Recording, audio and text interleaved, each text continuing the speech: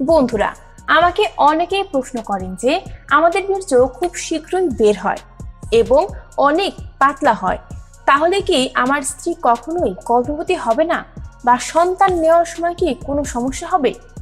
আজকের ভিডিওতে এই বিষয়টি সম্পর্কে একটি পরিষ্কার ধারণা দেওয়ার চেষ্টা করব। বীর্য পাতলা হলে স্ত্রী গর্ভবতী হবে কিনা?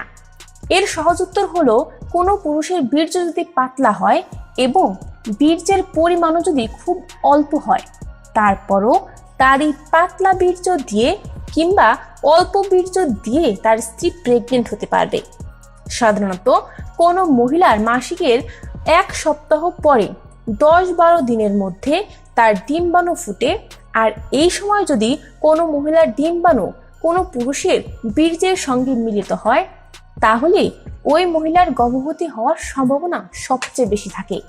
আর মনে রাখতে হবে, সন্তান ধারণের জন্য কতটুকু বীর্য বের হলো বা বীর্য পাতলা কিনা তা গুরুত্বপূর্ণ নয়।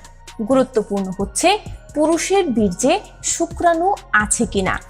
পুরুষের বীর্যে 20 থেকে 150 মিলিয়ন শুক্রাণু থাকে, আর এর 40% আকার যদি ঠিক থাকে এবং 20% শুক্রাণুর যদি গতি ঠিক থাকে, তাহলে এই পরিমাণ বীর্য দিয়েই একজন স্ত্রী খুব সহজেই গর্ভবতী হতে পারবে।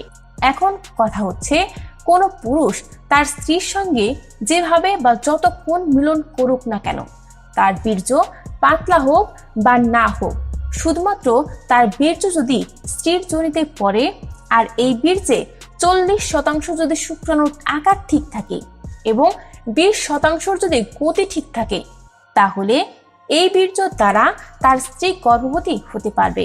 কারোর যদি এর থেকে কম শুক্রাণু থাকে, অর্থাৎ 2 থেকে 3 মিলিয়ন শুক্রাণু থাকে, তাও সে তার স্ত্রীকে গর্ভবতী করতে সক্ষম। আপনি যদি খুব কম সময় মিলন করতে পারেন এবং আপনার বীর্য যদি খুব পাতলা হয়, তাহলে কিন্তু আপনার বাবা হতে খুব একটা সমস্যা হওয়ার কথা নয়। তবে অতি দ্রুত বীর্য বের হয়ে যাওয়া, বীর্য পাতলা হয়ে যাওয়া, এই বিষয়গুলো এড়ানোর জন্য অবশ্যই নিয়মিত পুষ্টিকর খাবার খেতে হবে, যেমন দুধ, ডিম, মাংস এবং ফলমূল জাতীয় খাবার অবশ্যই খেতে হবে। বন্ধুরা, এই ছিল বীর্য পাতলা হলে সন্তান হবে কি হবে না এই বিষয়ে একটি পরিষ্কার ধারণা। এর বাইরে যদি আপনাদের কিছু জানার থাকে, তাহলে আমাদের কমেন্ট বক্সে কমেন্ট করে জানাতে পারেন। আর যদি আমাদের সাথে সরাসরি কথা বলতে চান, তাহলে আমাদের ফেসবুক পেজে গিয়ে আমাদের সাথে কথা বলতে পারেন। পেজের লিংক আমি ডেসক্রিপশন বক্সে দিয়ে দেব। আজ এই পর্যন্তই, কথা হবে পরের ভিডিওতে। ধন্যবাদ সবাইকে।